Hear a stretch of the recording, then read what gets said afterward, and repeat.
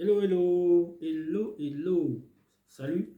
J'espère que vous allez très très bien et que votre journée se déroule également très bien. Bon, c'est avec un réel plaisir que j'échange avec vous aujourd'hui et sans tarder, le vif du sujet.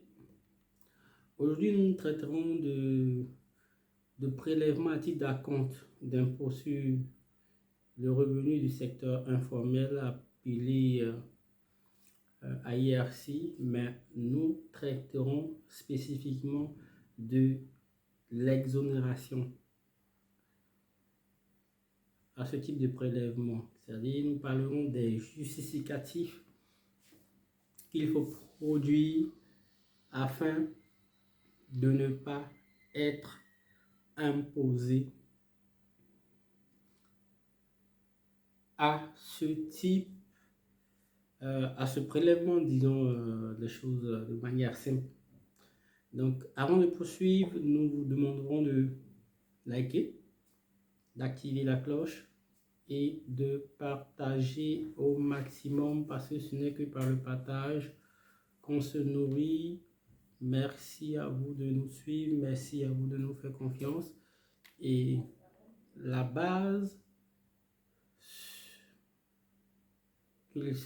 qui nous permettra d'échanger sur ce thème n'est autre que la note de service numéro 1534 qui est parue le 4 mai 1900.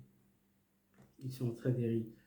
Excusez-moi, c'était juste pour plaisanter. Qui est paru le 4 mai 2022.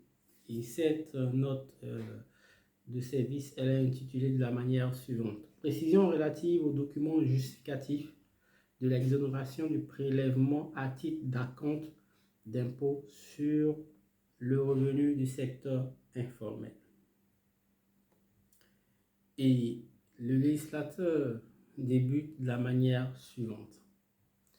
La loi numéro 90-434 du 29 mai 1990 portant prélèvement à la source à titre d'acompte sur divers impôts et ses textes modificatifs subséquents soumet à un prélèvement à la source à titre d'acompte d'impôt sur le revenu du secteur informel, entre parenthèses AIRSI, au taux de 5% les importations effectuées par les contribuables relevant du régime de l'impôt des micro-entreprises, de la taxe d'État de l'entrepreneur et de la taxe communale de l'entrepreneur. Les ventes effectuées par tout importateur, fabricant ou commerçant relevant d'un régime réel d'imposition aux entreprises ne relevant pas d'un régime réel d'imposition. Ce taux du prélèvement est réduit à 2%,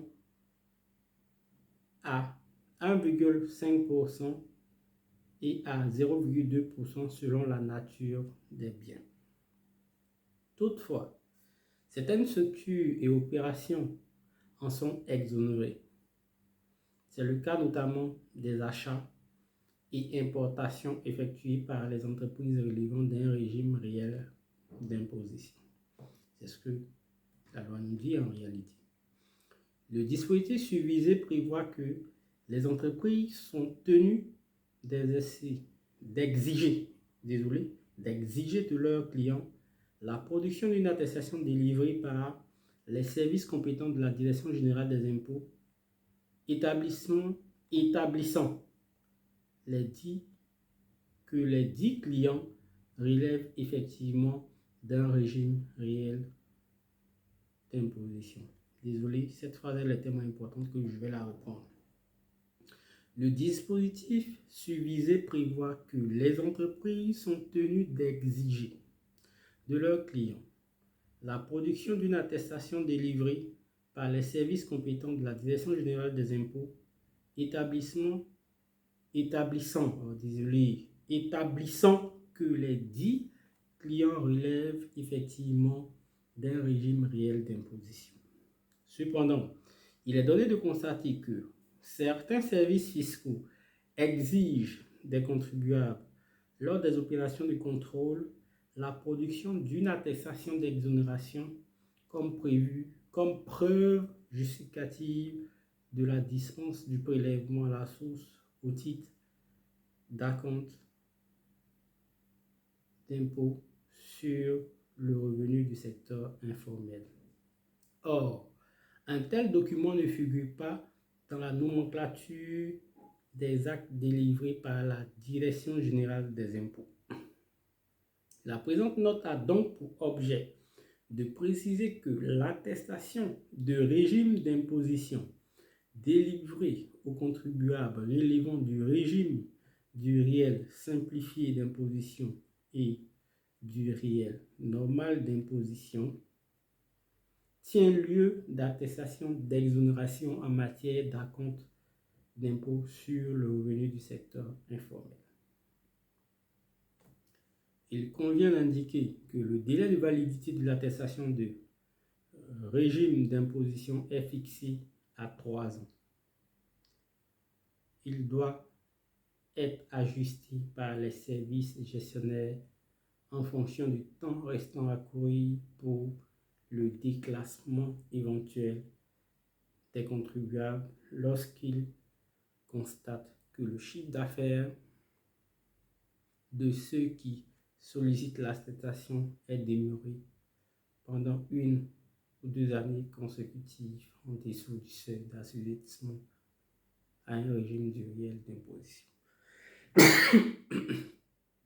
Désolé.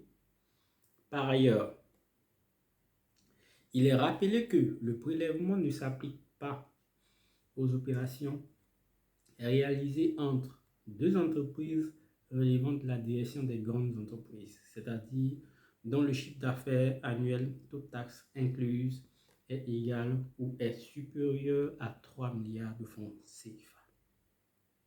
De même, les acquisitions de biens faites par les particuliers ne sont pas soumises au prélèvement au titre des achats personnels qu'ils effectuent.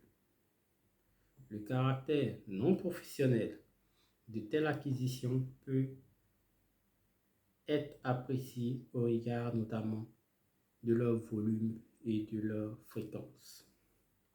Donc, voilà ce que la note dit. Je pense que cette note-là, elle vient pour faire des précisions. Elle vient pour dire aux gens et surtout au service de contrôle de la Direction générale des impôts que l'attestation d'exonération qui était précédemment délivrée a une nouvelle appellation, du moins l'attestation de situation fiscale est le remplaçant de l'attestation d'exonération d'AISC. Donc, il ne faudrait pas qu'ils en mettent les gens en griffe.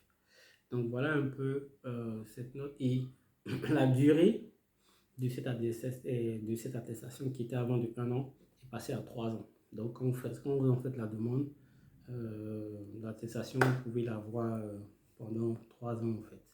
Si vous ne changez pas de régime d'imposition qui vous fait passer un régime pour lequel la loi ne vous fait pas obligation de détenir, on va dire, cette attestation-là.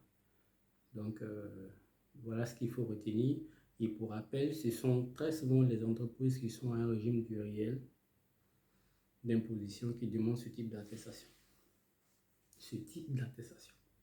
Allez, ciao, ciao, les gars. N'oubliez surtout pas, likez, activez la cloche pour être informé à chaque fois qu'il y a une vidéo qui paraît.